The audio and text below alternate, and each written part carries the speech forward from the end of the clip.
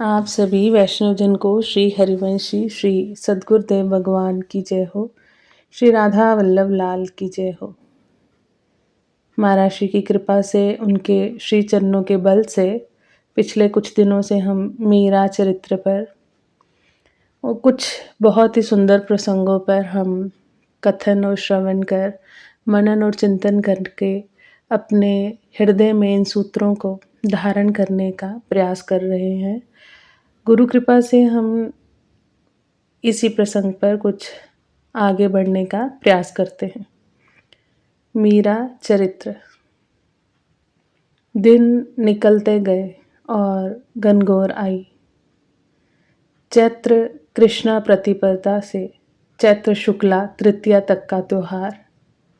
नगर में, किले में जिधर देखो सुंदर वस्त्राभूषण पहने हुए स्त्रियां सिर पर चमचमाते हुए कलश लिए फूल पाती लेने आ या जा रही हैं।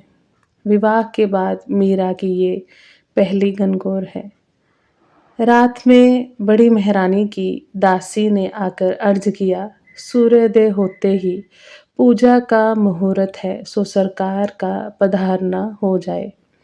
यदि आज्ञा हो तो मैं उपस्थित हो जाऊं लिवाने के लिए। इतना शीघ्र मुहूर्त है याजी? कुछ देर से नहीं हो सकता था क्या? मीरा ने चिंतित स्वर में पूछा। पता नहीं बाबजी, पंडित जी ने देखकर बताया होगा। मुझे तो दाता हुक्म, महारानी की आज्ञा हुई सो हाजिर हो गई, दासी ने कहा। ठीक है, तुम्हारे आने की आवश्यकता नहीं है। समय मिला तो मैं स्वयं ही हाजिर हो जाऊंगी। यदि मुझे विलंब हो जाए तो मेरे लिए प्रतीक्षा ना करके आप सभी पूजन कर लें। अरे बाप जी, ये ना फरमाइए, मुहूर्त टालना अपशगुन होता है। आप पर तो यूं ही लोग नाराज हैं, उन्हें और क्यों मौका दिया जाए। मैं प्रयत्न करूंगी कि समय पर उपस्थित हो सकूं। अगले दिन ब्रह्म मुहूर्त लगते ही मीरा ने उठकर स्नान कर लिया, पर प्रभु को जगाते हुए हाथ रुक गए। आधी रात के पश्चात तो प्रभु ने शयन किया है, अब इतनी शीघ्र कैसे जगा दूं? अच्छा, पहले घनघोर पूजाऊं। किंतु वह मुहूर्त तो सूर्योदय के समय है। यदि अभी जगाकर पूजा आरंभ ना की तो सूर्योदय तक पूरी ना हो सकेगी। फिर पर नहीं, कैसे जगा दूं उनको? असमंजस में पड़कर मीरा वहीं बैठकर जप करने लगी। यदि केवल जगाकर घनघोर पूजने चली जाऊं, नहीं, वहां तो बहुत जमघट लगा होगा। पूजा के पश्चात गाना, नाचना और कदाचित भांग मिठाई की मनुहारें। तब तक क्या ये श्याम सुंदर यहाँ बिना हाथ मुंह धोए भूखे बैठे रहेंगे? नहीं नहीं, ये कैसे हो सकता है? यदि मैं महाराज कुमार को निवेदन करूं इनकी पूजा का, अरे नहीं नहीं, वे क्या जाने कि इनको कैसे क्या रुचता है। ये कार्य दूसरे को सौंपने के लायक तो नहीं है। नित्य की तरह ठीक समय पर वे तानपूरा लेकर बैठ गईं। भजन गाकर ठाकुर जी को जगाया, फिर उनका मुख धुलाया, स्नान कराकर उनका श्रृंगार किया, शीशा दिखाया। दासियां सामग्रियां ला ला करके रखती और ले जा रही थी। उसी समय नगाड़े पर चोट पड़ी और घड़ी भर में तो नगाड़ों और शहनाइयों के स्वर से गढ़ गूंजने लगा। बड़ी महारानी की दासी पुनः आई। कुंवरानी सा का पधारना हो, सभी प्रतीक्षा कर रहे हैं। याजी, तुम जाकर मेरी ओर से क्षमा मांग लेना, मैं पूजा में बैठ गई हूँ, हाजिर नहीं हो सकती। अभी तो भोग और आरती करना शेष है। अरे अन्नदाता, गजब हो जाएगा। दासी ने विनय करके हाथ जोड़े। दासी ने विनय करते हुए हाथ जोड़ लिए। आज कलह हो ये अच्छा नहीं होता। एक बार पधार जाएं, लौट करके आप पूजा करते रहिएगा। ये पूजा नहीं टल सकती याजी। वह टले तो फिर भी खटेगी। तुम जाओ, जाकर अर्ज कर देना। मीरा ने दासी के हाथ से भोग लेकर ठाकुर जी के सामने प्रस्तुत किया। तभी क्रोध में भरी हुई ननद को आते देखा। भाभी मारा, आपको बड़ी बाई हुक्म याद फरमा रही है। क्रोध को दबाते हुए उदय कुंवर बाईसा बोली, मैं भोग लगाकर और आरती करके हाजिर हो जाऊंगी। तब तक तो मुहूर्त निकल जाएगा। तो वहाँ सबसे अर्ज कर दीजिए कि पूजन कर लें, मैं बाद में आकर कर लूंगी। मुहूर्त निकलने के पश्चात पूजन करने से अपशगुन होता है। पधारे, जल्दी उदय, कुंवर बाईसा ने आदेश के स्वर में कहा। तब मैं नहीं पूजूंगी। किसी देवता में इतनी शक्ति नहीं कि मेरा अनिष्ट कर सके। अंततः उदय कुंवर बाईसा का क्रोध अपनी सीमाएं लांघ गया। वे चीखी, आपका क्या अनिष्ट होना है? भाभी मारा, आपके पीहर में गनगौर नहीं पूछते हैं क्या? देश से बाहर है आपका पीहर कि कुछ जानती समझती नहीं हो क्या आप? अपशगुन सुहाग का होता है। सुहाग का अनिष्ट होगा तो बावजी हुक्म का होगा ना। बाईसा, पूजा ना करके अपराध मैं कर रही हूं तो दंड भी मुझे ही मिलेगा ना। आपके बावजी हुक्म को क्यों भला? और आप सब तो पूजन करेंगी, सो वह नहीं देखेंगी क्या? आप सबकी पूजा से भावजी हुक्म का भला नहीं हो सकता है क्या? कैसी औरत हैं आप? इतनी देर में तो हम वहां पहुंच भी जाते। उठिए, चलिए। बाईसा मीरा ने दृष्टि उठाकर ननद की ओर देखा। मैंने पहले ही आपको अर्ज कर दिया है कि मेरा चूड़ा अमर है और मेरे पति गिरधर गोपाल हैं। उनकी सेवा के बाद यदि समय बचे तो मैं देवताओं और मनुष्यों की सेवा करने को तैयार हूं, उससे पहले नहीं। मीरा ने ठंडे पर दृढ़ स्वर से कहा। अरे बींद, ठाकुर जी हैं तो फिर भावजी हुक्म क्या है? बाईसा फिर से चीखी।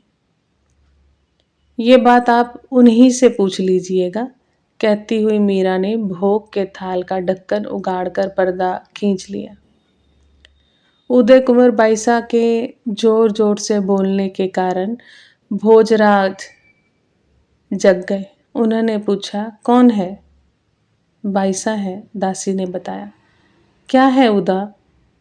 भोजराज ने पूछा और देखा अपनी बहन का क्रोध से लाल हुआ मुंह। गणगौर पूजने का मुहूर्त आ गया है बाबजी हुक्म। रात को ही भाभी मारा को कहला दिया था। सवेरे नर्मदा जीजी को भेजा। अब तीसरी बार मैं स्वयं आई हूं।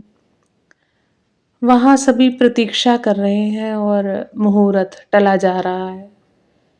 इन्होंने क्या कहा? भोजराज ने पूछा। इन्होंने तो फरमाया कि मेरे पति ठाकुर जी हैं, पहले इनकी सेवा करके फिर समय बचे तो दूसरों की भले कर लूंगी सेवा। मेरा सुहाग अमर है, मुझे किसी की चिंता नहीं है। तब मैंने पूछा कि भावजी हुक्म आपके क्या लगते हैं? तो इन्होंने फरमाया कि उन्हीं से पूछ लीजिए ना आप। बात तो उन्होंने सच कही है उदा। जिसका सुहाग अमर है तू ही बता, वह क्यों सुहाग मांगती फिरेगी? भोजराज ने मुस्कुरा कर कहा। उदय कुंवर बाईसा को अपने बाई से ऐसे उत्तर की उम्मीद ना थी। आप भी भावजी हुक्म। उदय कुंवर बाईसा ने आश्चर्य से बाई की ओर देखा।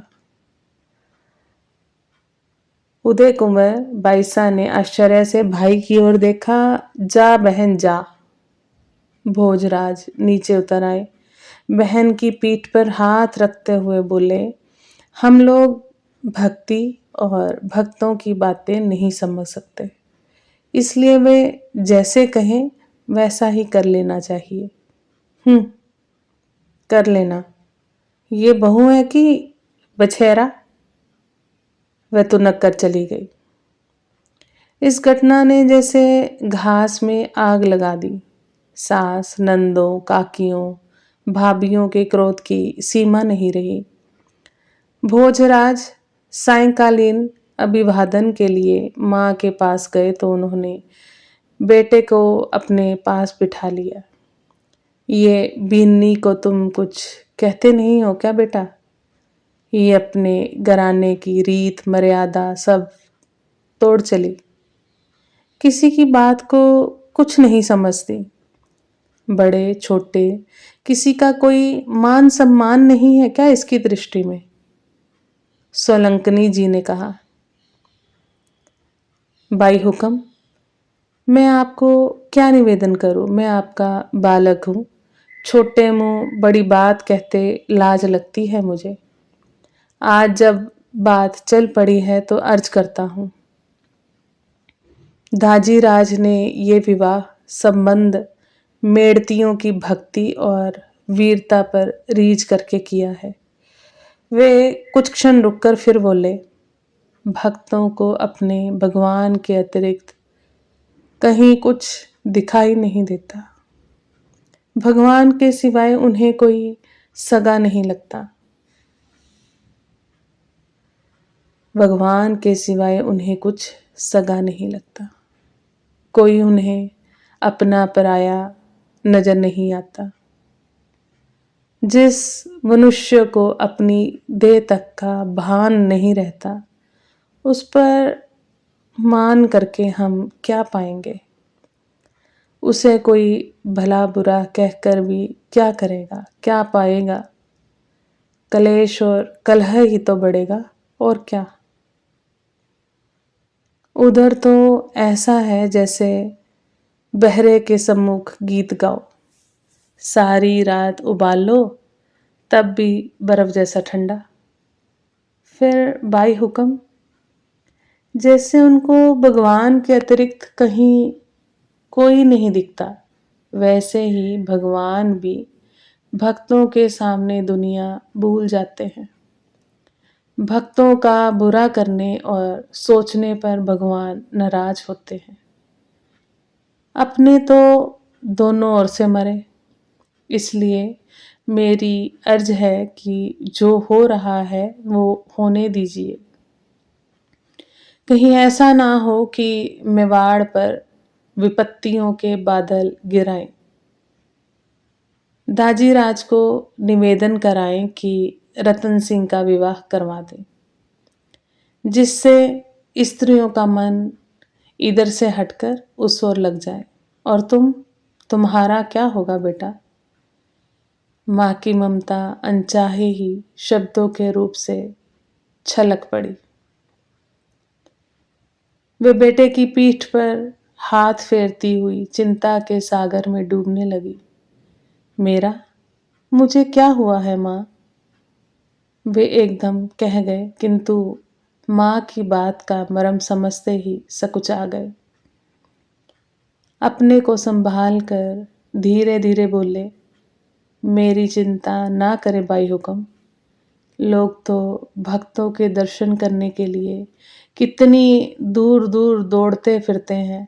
अपने तो घर में गंगा आ गई, और क्या चाहिए हमें? ये क्या कहते हो बेटे? चित्तौड़ का राजकुंवर तलवार के बदले तंबूरा बजाएगा क्या?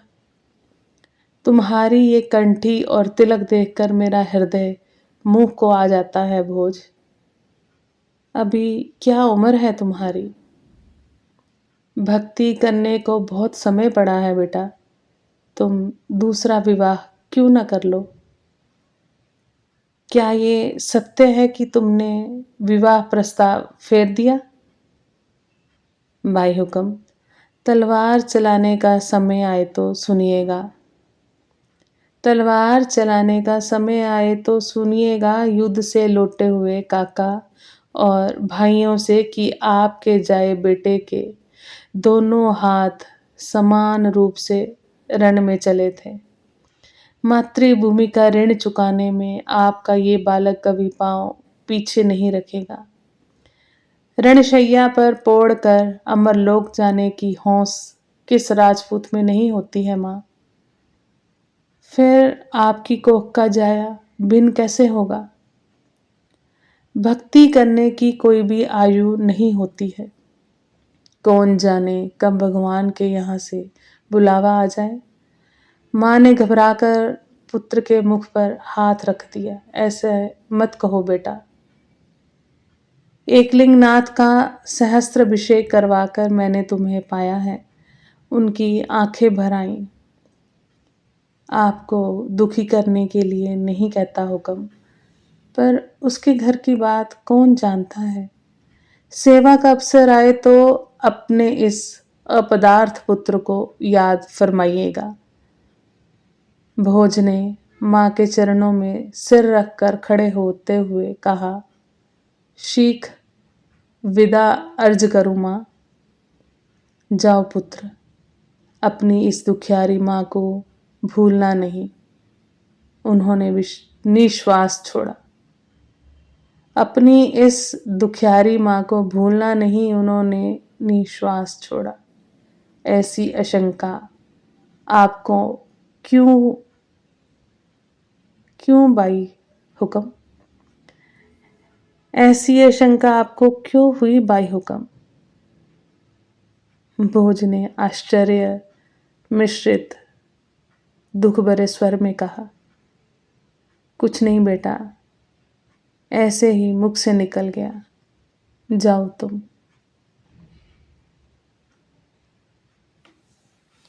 बहुत ही सुंदर प्रसंग अनन्य भक्ति का। ऐसी भक्ति महाराज श्री के श्री चरणों में याचना है कि हम सभी को मिले। आप सभी वैष्णव जन को श्री हरिवंशी श्री सद्गुरुदेव भगवान की जय हो। महाराज जी की कृपा से आगे भी हम इस कथा पर चर्चा करने का गुरु कृपा से प्रयास करेंगे। जय जय श्री राधे श्याम।